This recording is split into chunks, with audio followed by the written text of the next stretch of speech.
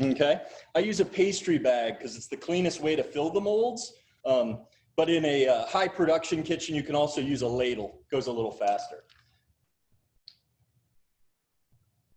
Fill the cavity slightly over the mold.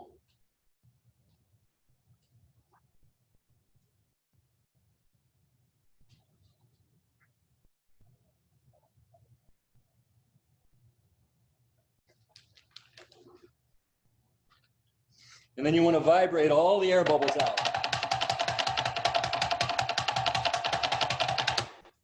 The shell is just a thin vehicle to get the filling into your mouth. So you want to make sure to release the chocolate quickly. If your chocolate's slightly fudgy, you can add 10% by weight cocoa butter.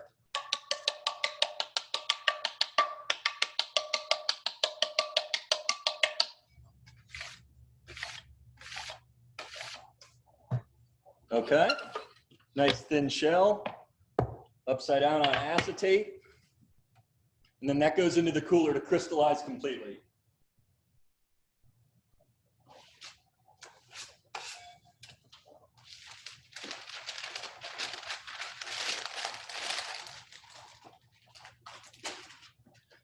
The next we'll move into our white chocolate truffle.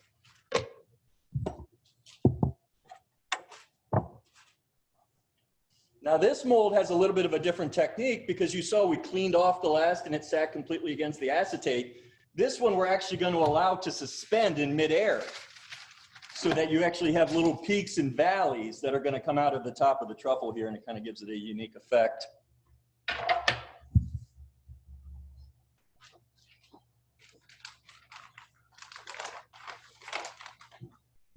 This is a 30% Sao Palma.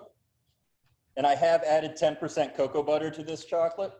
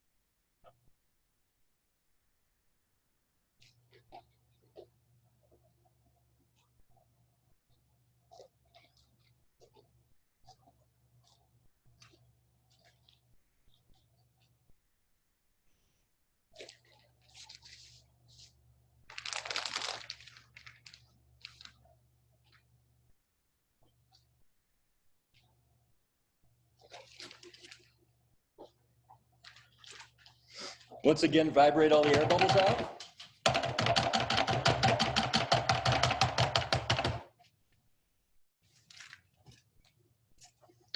Tap to release some of the chocolate.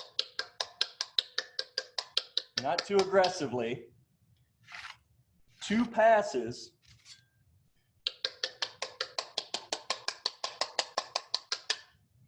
And then you want additional chocolate to drip out of the mold. Okay? Is there a reason for choosing the Sao Palme line? The Sao Palme line is a good workhorse chocolate. The price point is really good for mousses and high production type products. You can go into the Grand Cru lines for your fillings and things like that you really need a chocolate to stand on its own, but I use the Sao Palma because it's my go-to. It's my all-purpose chocolate.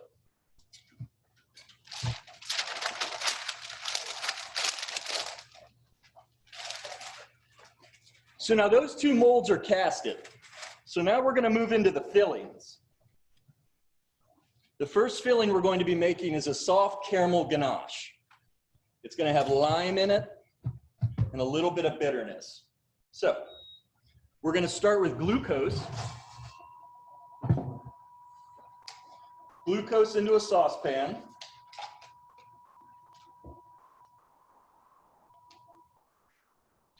I pre-warm my glucose so it comes out of the container a little easier.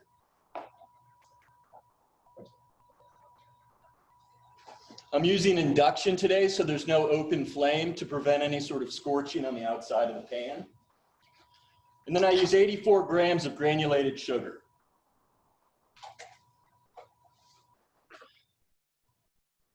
I'm going to caramelize this over relatively high heat, and I want to take it to a deep amber color because I need the bitterness to deal with the white chocolate shell, and it really needs to stand out. So I'm going to cook this a little bit longer. Dry caramel, just glucose and sugar. We're going to deglaze with lime juice and then finish off with heavy cream and butter.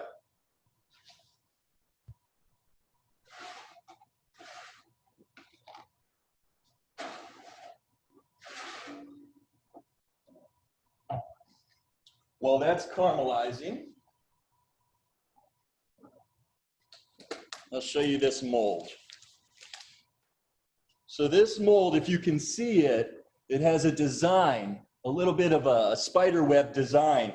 And what I did was I used the black cocoa butter and took this shelf liner, and you stretch it over this while you have a friend then run the airbrush, and it gives it a nice design on the inside of the polycarbonate mold. So a little tip for you there.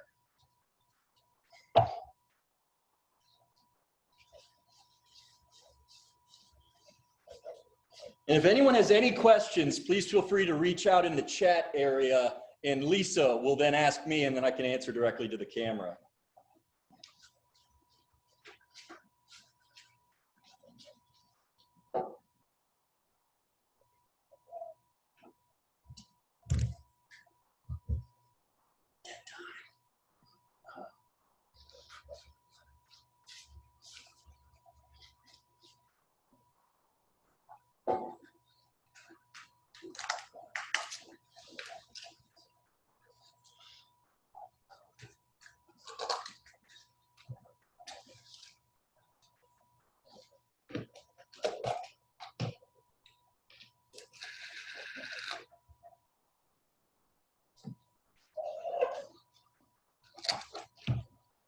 What is your favorite flavor of filling?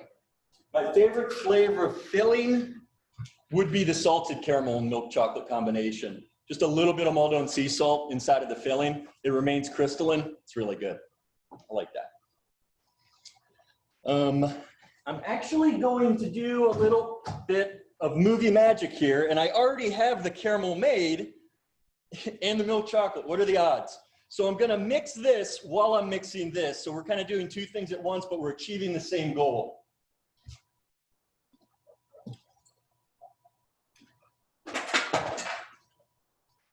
Okay. I have 66 grams of melted milk chocolate, 200 grams of this caramel base that I'm making right here. Another reason, Lisa, is why I like this ganache so much is because it is so simple. You're just combining two ingredients together and you have a ganache. You have all the components of ganache inside of these two ingredients. So. What made you want to become a pastry chef? What made me want to become a pastry chef? So my brother is an executive chef, and we always want to do something different than our brothers. So after he went through the Culinary Institute of America, I immediately wanted to also be a culinarian, but I decided, why not do pastry? Because pastry seems difficult and my brother's not doing it. So after studying and realizing that I really enjoy the science of everything, and if I could get really good at being a pastry chef, hopefully I would have job security everywhere. So I became a pastry chef, and if it weren't for the early-ish mornings, I love it. So what else? How long have you been making truffles? I've been making truffles for 10 years now.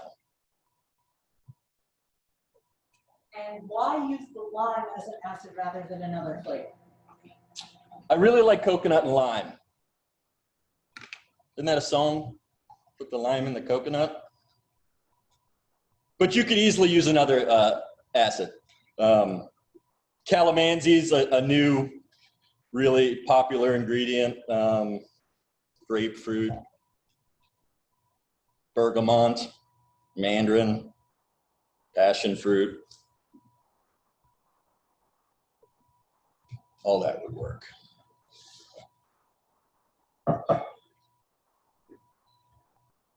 Caramel's getting there.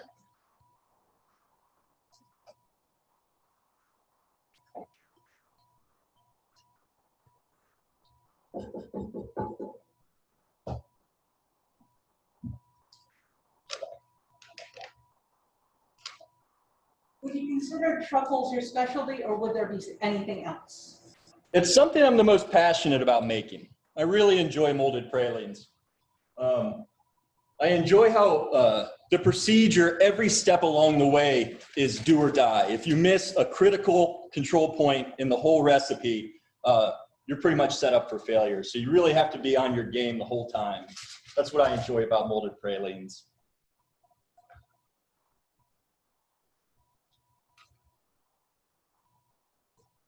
So you can see the first smoke of the caramel here. We're going to take it to the second smoke.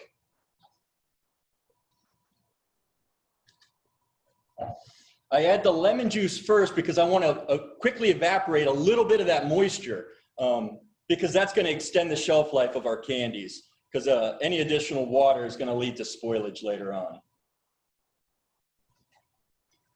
What is the most difficult dessert you have made, and did you enjoy making it?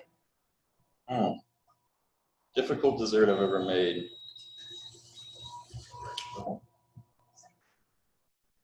A bûche de Noël is pretty involved, and yes, I really enjoy making a bûche de Noël. The Christmas log. We sell a lot of baked Alaskas here at the Duquesne Club. Baked Alaska is another very involved dessert, but it's delicious, so, and we love making them. How can you tell the difference between the first smoke and the second smoke? The first one just dissipates a little bit. It doesn't completely go away, but then it just returns into like a rapid evaporation of smoke.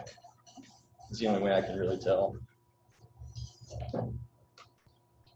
Okay, lime juice is in.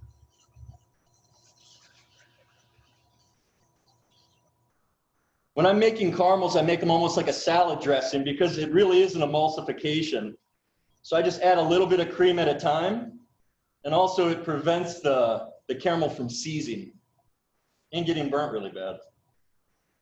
That's bad too. What is your favorite part about working at the Duquesne Club? My boss. Just no, I really do love this club. I think everything it stands for, it's very elite. It's very prestigious. The membership is very kind and respects us very well. I really enjoy it. Free parking would be nice. But other than that, no, it's a beautiful club and it's been around a really long time and it's got a really rich history. And from the top down, I really enjoy everyone I work with.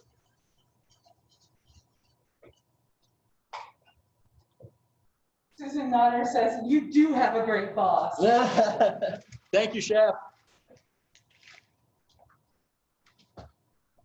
If you replace the juice with an extract, would it change anything?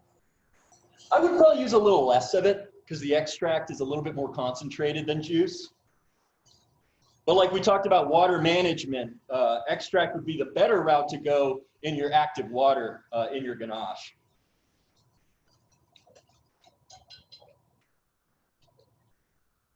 Okay, and then I just pour this through a fine sieve.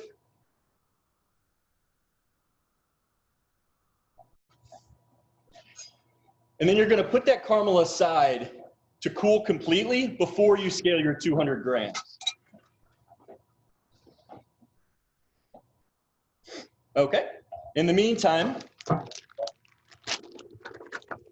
I have my milk chocolate caramel ganache right here. You want to make sure your ganache isn't too warm because you'll melt your thin shell. Because the goal of molded pralines is to have the thinnest shell possible without being troublesome for the guests to eat, but you don't want anything that's too clunky. And now I fill these molds halfway.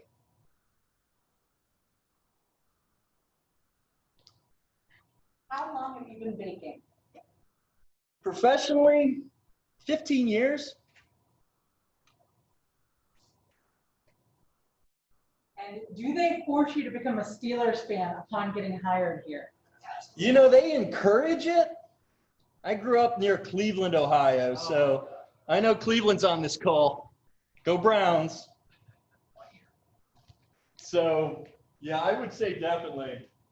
Being from Ohio, I can't support the Steelers 100%, but there are a couple Ohio natives, and it's really nice to see like Ben Roethlisberger and what James Harrison was from Kent. So that's always good. So after I fill this halfway, I'm going to put these away to set that ganache. Because later we're going to come back with the coconut gianduja, and we'll add that little bit of texture inside of the molded praline. Okay? John Selleck says, I like you more every day, Will. Thank you, Chef. Miss you. Where did you go to pastry school? I went to the Culinary Institute of America in Greystone, in Napa Valley, California. And that was 2009. No, 2006. I was in culinary school. So let's, passion fruit. So next we're gonna make the passion fruit ganache. Can I have that mold out of the cooler? Now what I enjoy about this filling is there's a good amount of acidity with the passion fruit and the strawberry. And it really helps. And you can see how that releases just fine from the acetate. And you can reuse this acetate because it's very expensive. So just wipe it off, reuse. Okay? So.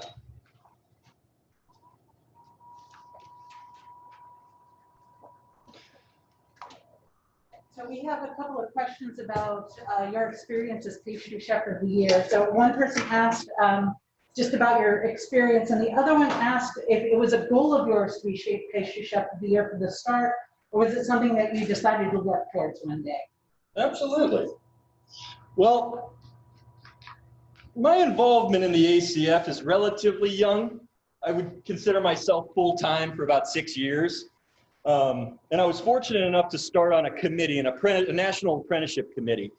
So as I worked my way through the ACF ranks, I started to appreciate and realize the value of ACF certification. So I immediately then got my executive pastry chef exam. And then through all of my mentors, I was casually nudged towards that direction. Competition is very important in my kitchen. Chef Kokenauer, obviously a very, very world-renowned competitor. So it's kind of been pushed on, or suggested, not pushed, suggested my way that competition would make me a little bit more refined, a little bit of a better chef. So heading towards the Pastry Chef of the Year, I was actually sitting in Orlando next to Scott Smucker, and he said, man, you should do this. And then sure enough, the next year I did it and won. So I have to thank Chef Smucker for the nudge. And that's a lot of things in my career have just been gentle nudges from my mentors. And no one steered me wrong, so I'm going to keep listening. Sarah, can you help me out? What is your best advice for someone starting out into this field? That's a good one. Sarah's going to use these. These are passion fruit freeze-dried pieces from Sosa. But what's really nice is they've coated them in a little bit of crystallized cocoa butter to protect them from a wet filling. They'll always remain nice and crispy and nice and acidic. So Sarah's actually going to fill these with 3 to 4 pieces. And then I'm going to make the filling in the meantime and talk about advice. I think what's important when you're starting off in your career is don't look so quickly to advance through the ranks as quickly as possible, because in my opinion, the brigade system was never set up that way. You're supposed to get your reps and you're supposed to build soft skills. I wouldn't be so concerned about the titles. The titles will come. Just continue to focus on properly executing ganaches, ice cream bases, working with tempered chocolate. Don't immediately jump into showpieces. They will come. You will be building beautiful showpieces someday, but really learn the intricate nature of crystallization of chocolate, because that in itself takes years to learn. I mean, Sarah can attest, chocolate does whatever it wants every day.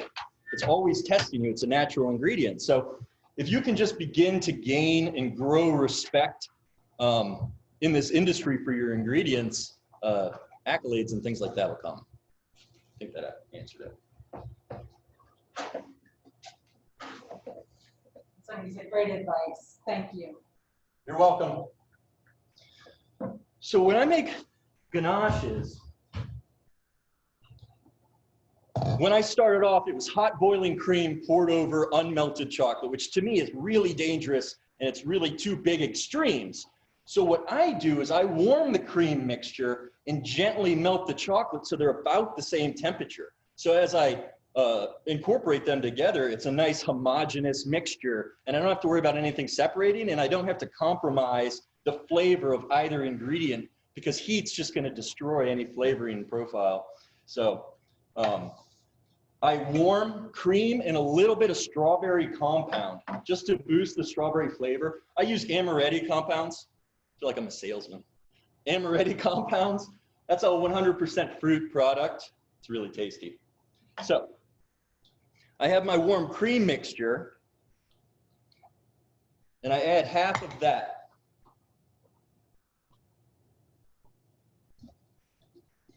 Just start the emulsification.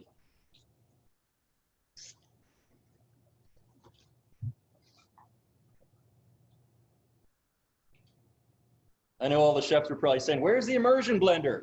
It's a small batch. Immersion blender is the ultimate way to go for a ganache, and I completely agree with you. But I was nervous about the size of this batch, So then passion fruit puree, after you've incorporated your cream.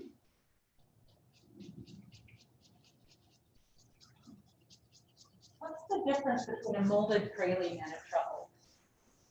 I associate truffles with rolled truffles that actually represent the appearance of a savory truffle. And then a molded praline to me would come out of a polycarbonate mold. But that's just how I categorize them.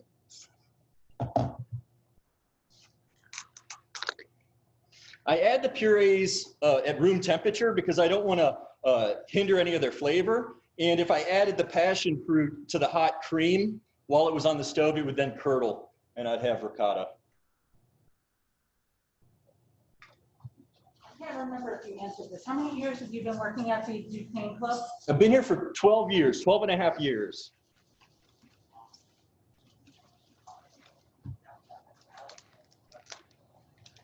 And then a little bit of butter, just at like a promenade, a room temperature, softened butter.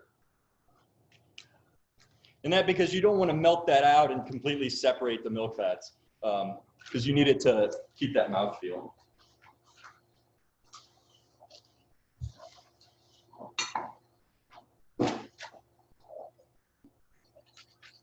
What is your favorite dish? Savory? It just says favorite dish. Chicken fingers. I do love ranch dressing, but I don't think that can be a dish. Currently, I would say it's sushi. I eat a lot of sushi recently, but that all happens in waves. If I have to pick a dessert, my favorite dessert is sorbet. To me, it's appropriate all times of the year. It's light, it's delicate, and the flavor can be very assertive, and it's refreshing.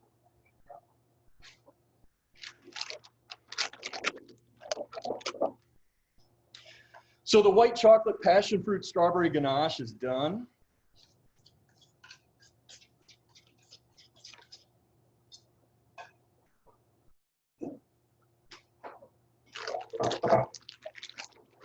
And once again, the advantage of combining your chocolate and your simmering cream is that your ganache can immediately deposit it.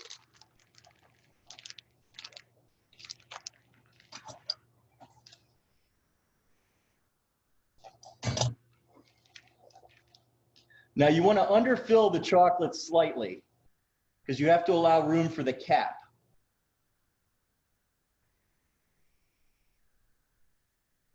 What career did you want to pursue in high school, and have you always wanted to be a pastry chef? I have always wanted to be a pastry chef. My guidance counselor in high school wasn't overly thrilled with me because I always just said, I'm going to be a pastry chef. And she's like, don't you want a fallback career? And I said, no, I think that's it. I always said I didn't have the smarts to pursue an actual degree. Not that culinary arts is an actual degree, but I wasn't very studious. I was more of a hands-on visual learner, so I thought culinary field was for me. And that's kind of what I've always done. So, pastries, ever since I was 14. All my brothers, we all started off as chefs. We all started in a country club together, and we worked our way through the ranking system, and we had one chef that developed all of us. And my eldest brother broke off to culinary school. My middle brother cooked for a while, and now he sells windows. So, universal windows. Think about it. So that was the strawberry passion fruit ganache. What is your favorite flavor combination for the molded pralines? Favorite flavor combination? Anything kind of with a tropical background. The passion fruit and white chocolate is always really refreshing to me. And then you can also go with just a really good bitter 72% Ariba. Molded truffle is also really, really nice too. Kind of both ends of the spectrum. I like high acidity or really intense chocolate flavors. But it's important to have a little textural variance in there too. For example, this is what I just piped. It's already been crystallized. And the reason I did this ahead of time is because you want to leave your ganaches uncapped for 24 hours so that they have time to acclimate with the moisture of the room. So you don't receive a whole lot of ganache shrinkage later, and then that could lead to spoilage. Your shell could pull away, or your cap could pull away from the shell, and then you could get some mold or bacteria growth. Sorry, I'm looking for something. Okay. Any more questions? What is your most unique flavor combination for the pralines? The one we're doing today with green tea, apricot, and hazelnut is pretty unique. Green in a truffle, I was a little hesitant, but we just ate it, and it's really flavorful, and it's kind of unusual. Yeah, green tea. And a couple of people have asked, you own your own pastry shop or restaurant? No, I do not. No, that's a really it's a really scary thing to me to do, to own my own business. Just with the current state of everything, I think it's a little scary out there. But maybe sometime down the road, it'd be interesting, something to think about. Just need some more money. So when I cap off truffles, this is a crystallized shell on top of here. So if I was to pour liquid chocolate on that, there's going to be a separation later. So I use this heat gun and just gently warm the top of the mold.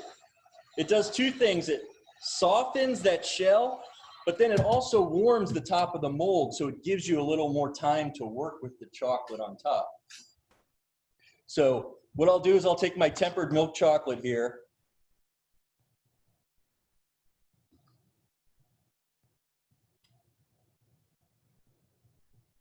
We have a young aspiring pastry chef watching. She's asking, what chocolate do you prefer to use in dishes, bitter chocolate or a sweeter chocolate? Depends on the dish, but I would say I prefer to use like a 64% semi-sweet dark chocolate. I think it's not overly bitter and it's not overly sweet. It really pairs well.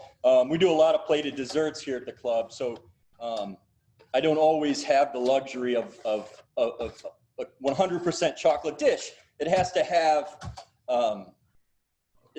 other components that lend itself to the main component. So I can't get away with something that's just all chocolate. I always like to balance it with something fruit forward or acid forward. But that was the capping of the truffles there. Nice and clean, no air bubbles. And then we'll set that away to crystallize. Okay.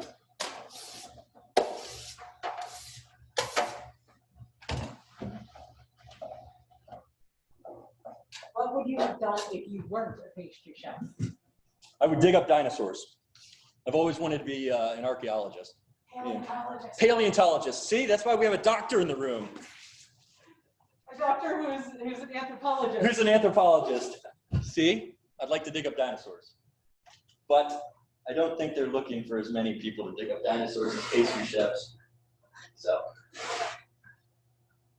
I'll stick to what I'm good at, I guess. We're going to move into the green tea, apricot, and hazelnut truffle. So what I have here is a pre-melted praline croquantine. This is from Felchlin. This is a hazelnut paste with little pieces of fouilletine flecks inside of it. It's extremely delicious and extremely versatile. You can fold it into ice creams. You can make it a layer in an entremet. But today we're going to use it as the crunchy layer in the bottom of our molded praline. Only downfall is you have to cut the tip of your pastry bag just a little bit bigger because there's some particulate in there that's going to get stuck. So I just pipe enough to coat the bottom of the shell here. Remember I was talking about cutting your hole big enough? Okay, just a little bit in the bottom.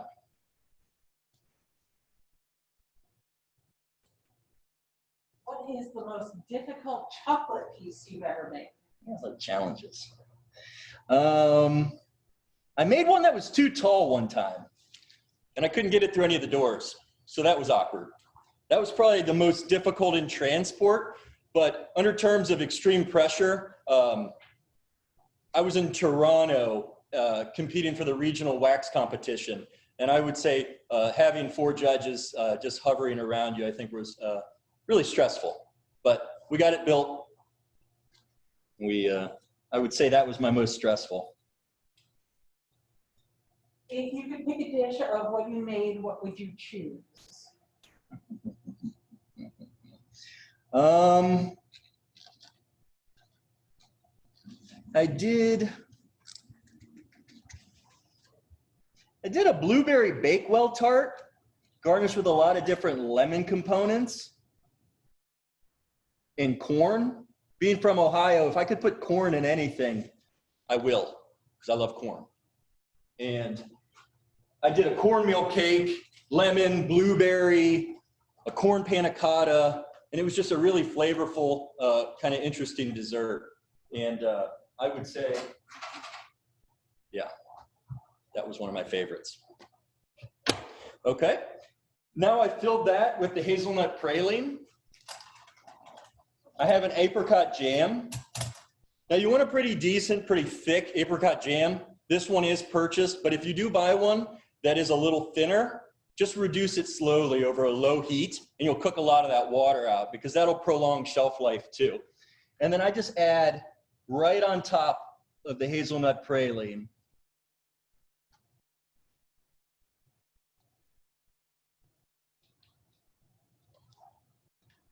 All of the ingredients you're using sound expensive. Will we be able to find similar ingredients local for a less expensive price?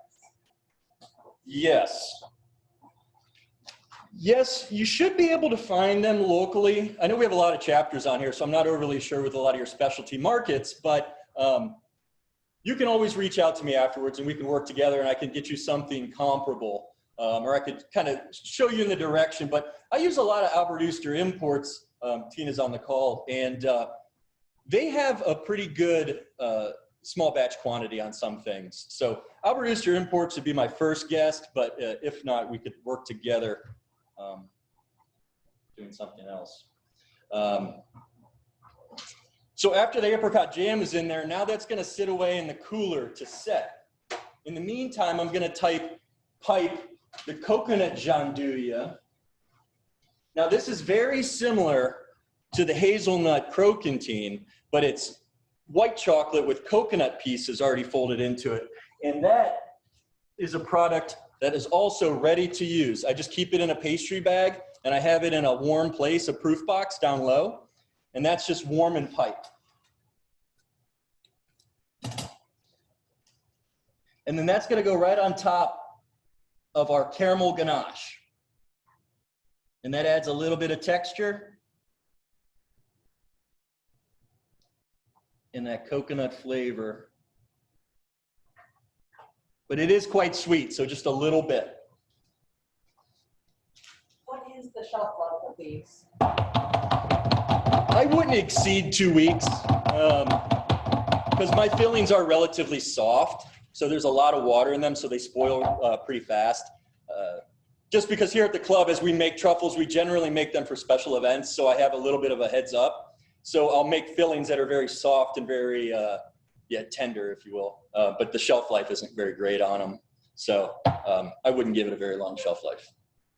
Okay, there's that, just piped in there.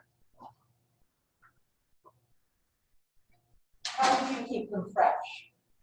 How can you keep them fresh? I wouldn't refrigerate them. That's, that scares me a little bit, but you could, everyone's shop's different.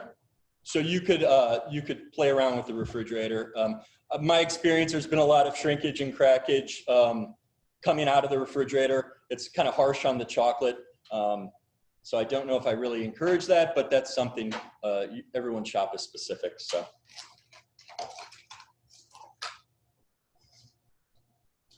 Okay. The next is a green tea ganache. So I'm utilizing this green tea powder, this matcha powder from Sosa. It tends to want to clump, so I mix it with equal parts granulated sugar. I'm using 5 grams of green tea powder to 70 grams of heavy cream.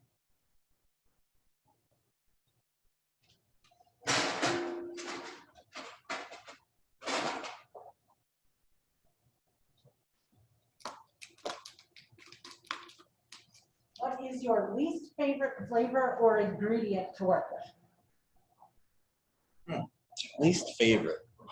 Saffron. I don't really enjoy saffron, and I really don't like mushrooms, but we don't use mushrooms in pastry that much. So I would say saffron is a flavor that I don't enjoy particularly. And what's another one? I don't know. Is there anything that I really don't like? I can't think.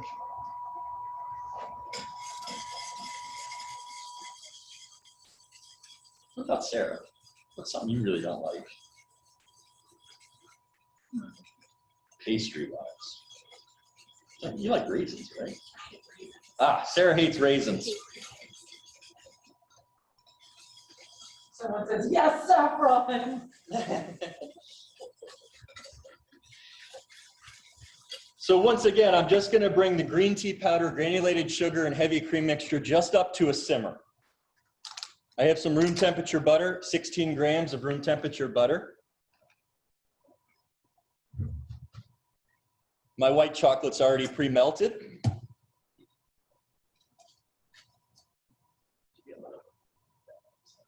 Have you used any Hershey products? Since we have people from Harrisburg. Oh, yes. I have not. We do have a children's decorating event coming up soon that we do use a lot of different Hershey items for the children to stick on the house, but not necessarily. I haven't worked with their chocolate specifically. But hello, Harrisburg. How would you serve these? Would you accompany them or garnish them? Or use them as garnish? I would use them as an amenity for like a turn down or something for a sweet, or something light as a minier D after a meal, after a gourmet meal. Something to just kind of send them home with that intense bite of chocolate, but not overly filling.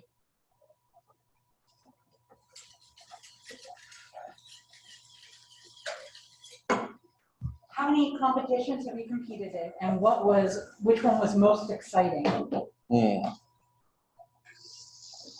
4. I've done 4 competitions.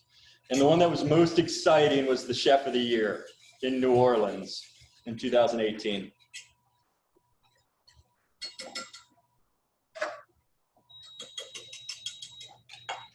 What was the most expensive dessert or dish you have ever made?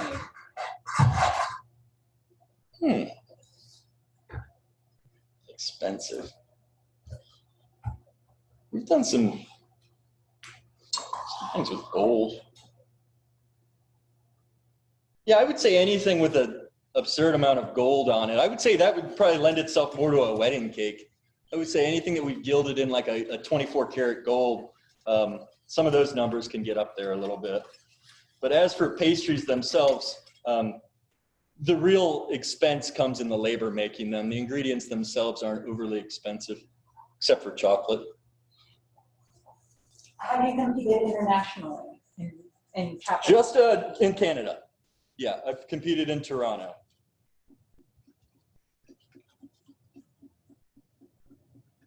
You make a lot of different items with your family, and what would you say they like the most?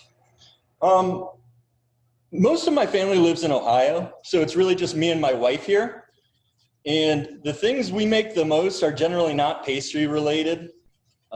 Unfortunately, we eat a lot of cheese platters, and we've been trying to eat vegetarian recently, and that's been going okay. But I would think, yeah, our main ritual is every Sunday we'll go down to Chantel's in Lawrenceville, and we'll get some really exotic cheeses, and that's something we really enjoy doing together. And then a little bit of softened room temperature butter inside of our green tea ganache. What is your bowl sitting on?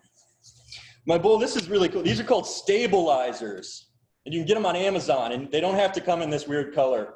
We have some white and green ones that are really cool, but they're inexpensive. They're maybe 15 bucks or so, and a little bit cleaner looking than a towel, a little bit more sanitary, and then you can run them through the dish machine, and they're a little more hygienic.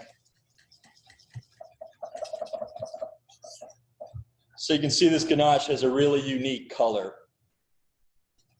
Kind of looks like, I don't know, sage. Could I have that mold, please?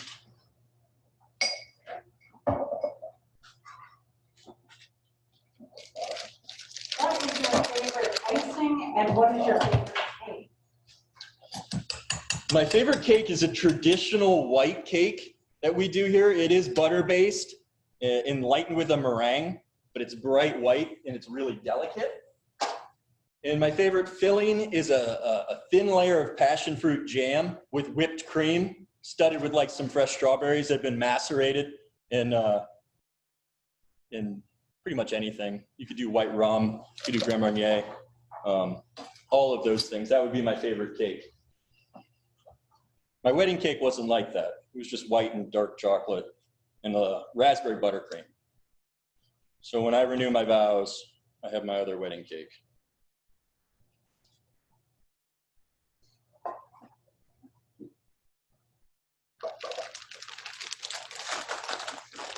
As students begin to build their toolkits, what are some of the pieces you would suggest that every pastry chef must have? Pastry chefs, since everything is so exact, I would say spend the money on the scale, the thermometer, everything that is a measuring device. Get yourself a refractometer that measures sugar density in liquids. Anything that you can do to increase your scientific presence, and then the whisks and the chef knives and things like that will come. But I wouldn't stress too much about the knives. Get a favorite whisk. I have a couple of those. That's something to think about. But yeah, spend the money on the scale, because that won't fail you.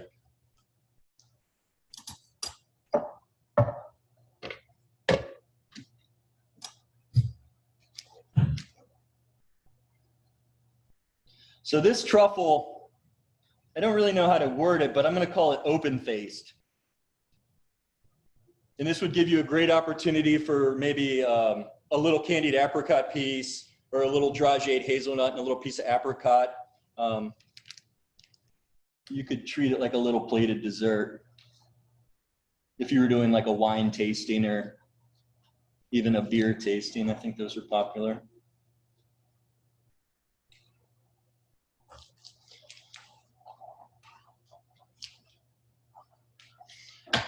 And that's the conclusion of the apricot green tea hazelnut. That question was from Chef Komarinsky and their Foods One class. Oh, At Westmore. hey, Foods One. Good to see you. Could I have some to start unmolding? Thank you. Okay, now I have our caramel and coconut truffle.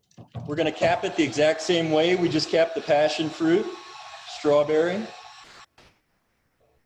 Just going to gently warm the surface.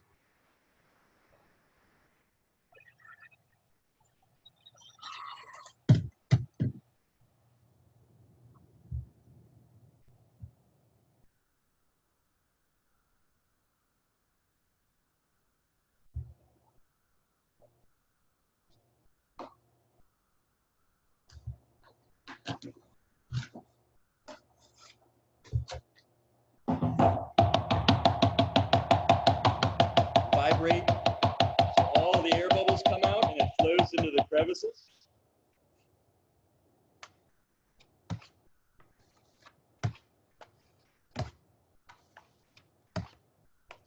Has there ever been a time in your career when you doubted your decision of becoming a pastry chef?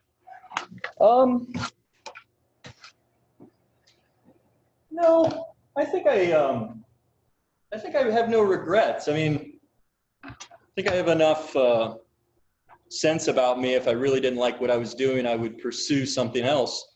But the day I get tired of this, I don't see in the near future, but I would probably pursue another career. So, no, I love what I do. So now the unmolding process. So what's really nice about polycarbonate molds is you can look underneath them and you'll see a clear film that has shown that the cocoa butter has released itself completely. And then with one downward tap, you can pop all your truffle shells out, and then they should all be relatively shiny if you've done your job when polishing, minimal air pockets, and that's the strawberry passion fruit truffle.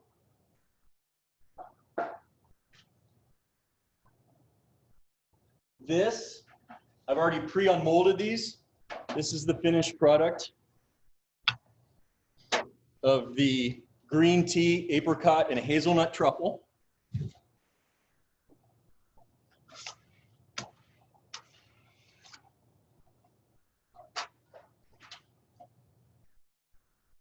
Any more questions? Has being a male in the baking and pastry industry had any effect on your career? I don't believe so. I have a very strong staff. It is female dominated, but I think in the end of the day, we're all here to just put out the best quality product we can. Really don't look at genders that much in a kitchen. I feel like we're all team players, and as long as it stays that way, I'm happy. But no, being a male hasn't affected anything in the industry. Brian Felchlin would like you to send some samples. I can mail those, Chef Eppley. It's good to hear from you. Mail them over to you. I'm actually due to make a drive over there someday, so I'll have to see them. But are those? Okay, maybe I can just pop them out. Yeah. Who is your favorite celebrity chef, pastry or savory? Jacques Torres. He's my favorite. He's the one. I grew up. He had his own Food Network show, and he was doing showpieces on television. I couldn't believe it. All right, let's hope these come out. Okay, sweet. So now those are the coconut caramel truffles. Kind of have an attractive point to them. But yes, Jacques Torres, by far, favorite pastry chef. And then I would say Stéphane Leroux. He doesn't have like a television show, but he's a rock star, French MOF. So, but other than that, that's the truffle demonstration. I can field more questions if you'd like. Please. I have a few. Yes. Is passion fruit a seasonal fruit? I would have to get back to you on that. I'm not quite sure. Tropical fruits are generally year-round, but going out to committee on this, passion fruit, got a season? I would associate any tropical fruit with a warm weather type dessert, so I would think that would be it. If you had to make the same dish for the rest of your life, what would it be? Is that sweets only, or is it savory too? Just as dish. So it's up to you. Rest of my life. Yeah, something, I would think a good roasted chicken, like something very home style, just like something you would enjoy around the holidays. Yeah, good roast chicken and stuffing. What would you say was your most creative and out of the box dessert? Dessert. Creative and out of the box. Here at the club, we have a lot of shows that come through, Broadway shows, and we hosted Wicked, and we did this little witch's hat, and then I took and aerated some kiwi smoothie, and it looked like a little bubbling brew. And I think the Wicked dessert, we get to have a lot of fun with some of the themes that come into town. I like that.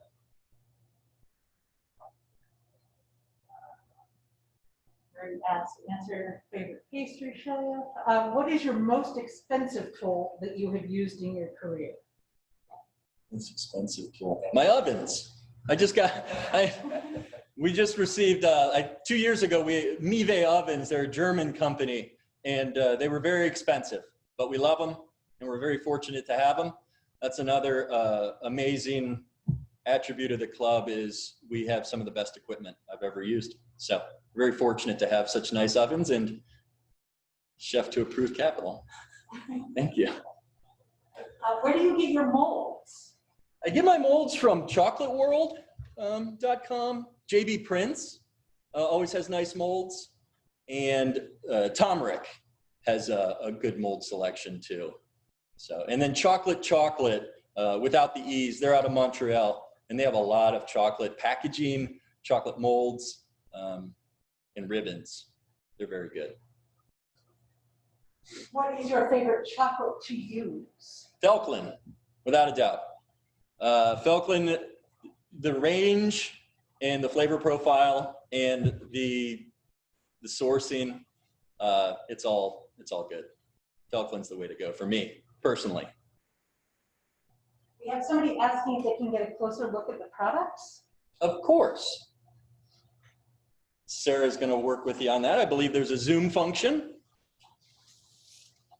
And I'll also take pictures and post them on our on the ACF Pittsburgh Facebook page. Okay. And website.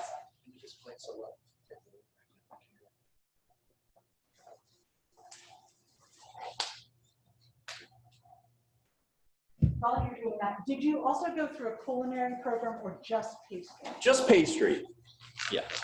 It was actually a 30-week baking course in Greystone. Do you prefer candy making chocolate or real chocolate to make products? Real couverture. Yeah, real chocolate. The flavors much more pronounced, and the stability with crystallized cocoa butter as opposed to like a canola oil. Couverture is the way to go. What is your favorite thing to use in the kitchen? My favorite thing to use? The airbrush. I color everything. From showpieces to special occasion cakes, truffle molds, you name it. Spray it with the airbrush. Have you ever cooked for any of the Pittsburgh Steelers or met any notable players or coaches?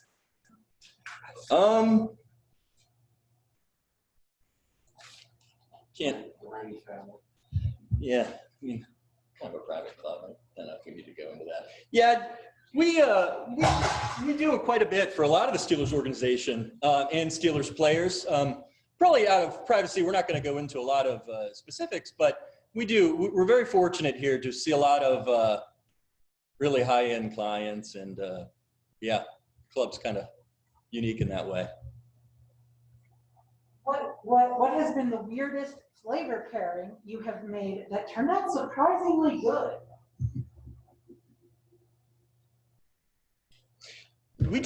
Sarah did a zucchini and pear pie. That was really interesting and kind of off the wall to me a little bit. And I have a ton of zucchini at home, so I should make one because we're into pear season. So yeah, I would say zucchini and pear. That was really unique in a pie. How did you meet most of the chefs you know? Most of the chefs I've met just through persistence and willing to travel, a little bit of sacrifice, and maybe doing a little more unpaid than you think you should. But it's all about eagerness, willing to search out chefs. And if you can just get their ear for a moment, you could learn a wealth of information that you never knew because they've done it all. really respect all your mentors and don't burn any bridges. Whatever you do, that's going to be bad. Do you prefer the tabling method or the seeding method for tempering chocolates? That depends on the application. If I need chocolate immediately, I'll quickly table some, and then it's ready to use immediately. But in a competition setting, or maybe something where I want to walk away from it, I will do a seeding method. And that just keeps everything a little cleanly, more cleanly, and a little easier to work with the seeding method. Do you use a particular airbrush for cocoa butter colors? I use a Matfer, not a Matfer, a Badger. It's a Badger. I don't know the model number, but it's this kind of little inexpensive Badger, and it's got a little container in the front, and it's practically disposable because they go through a lot of work for cocoa butter spraying, and then just a standard hobby airbrush for anything intricate that I would be doing.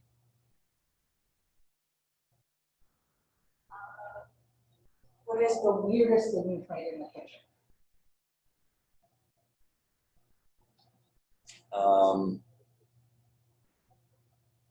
The weirdest thing,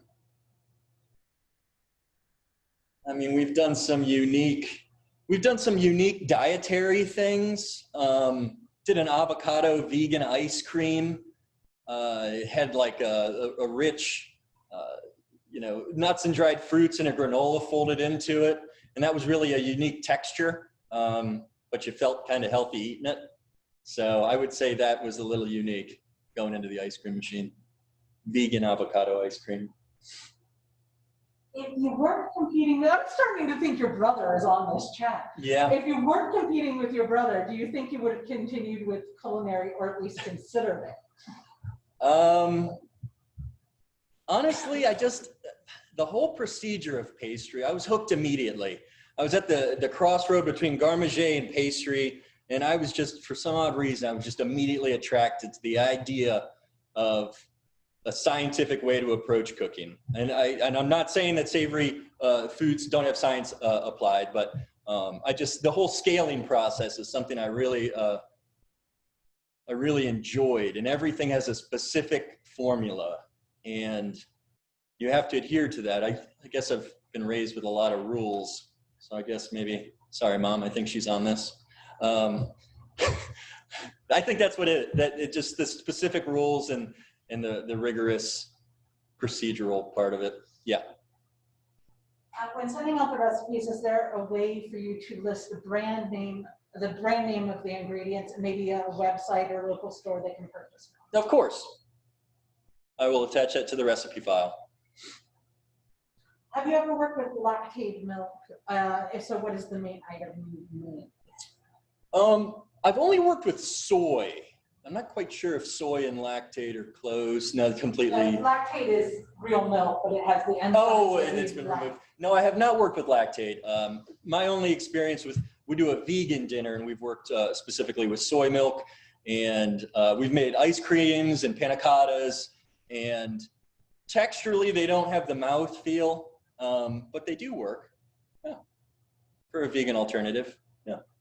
Would you want to go on a competition show such as Cake Boss or something similar?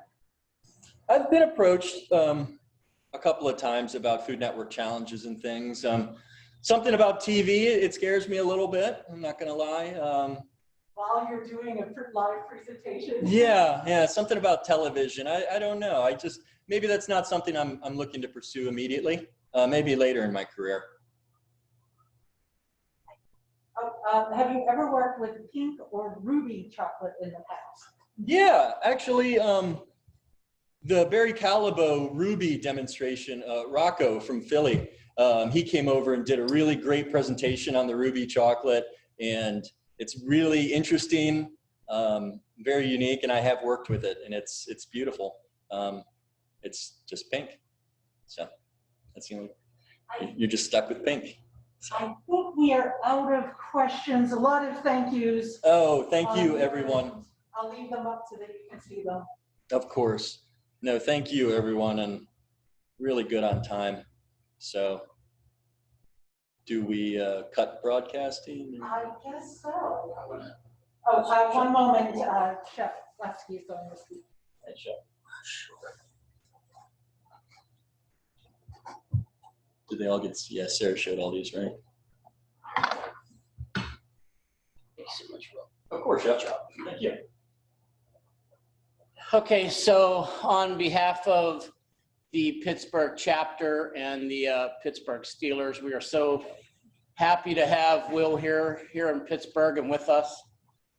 But on a serious note, we as culinarians and chefs and the ACF organization are really looking to get some support around the organization that we love and look to raise our membership again.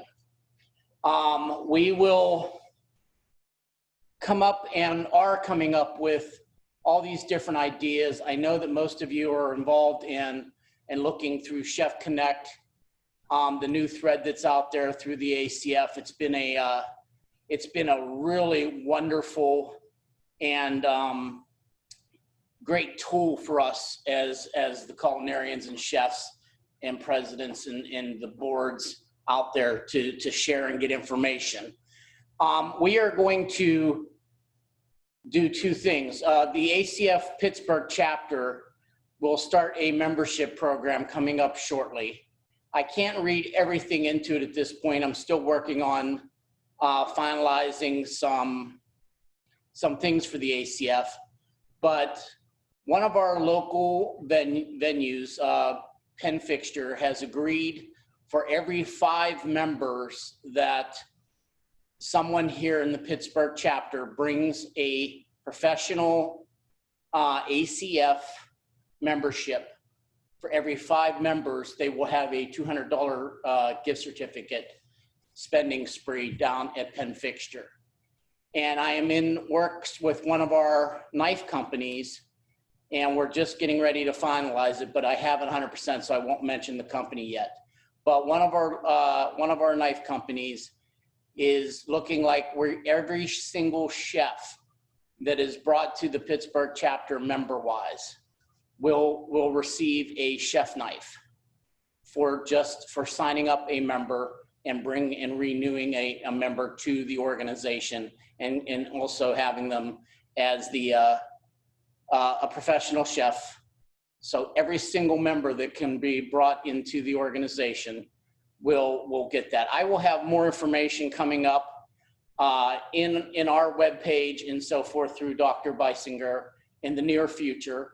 We're just finalizing the last bits of this, but I implore you to go, and we've lost a lot of members since this dreaded COVID has come into our lives. And hopefully some of that will come back. I think some of the people have just not been able to get back in and pay for and put their membership back in there. But I encourage you to use the Flex Pay that's now available through the ACF, which I believe it's as little as $19 a month. You can sit there and pay for your membership throughout the course of the year, month by month. So it makes it a little bit easy and be able to jump back in. But I wanted to also say that I know that there was some members, being that this became more of a webinar, we weren't able to keep this open for some of our memberships. I believe a few chapters wanted to quickly do their ACF membership local chapter meeting off of this. And we cannot do that because of it being a webinar. So I do apologize for that. But I also want to thank the Duquesne Club.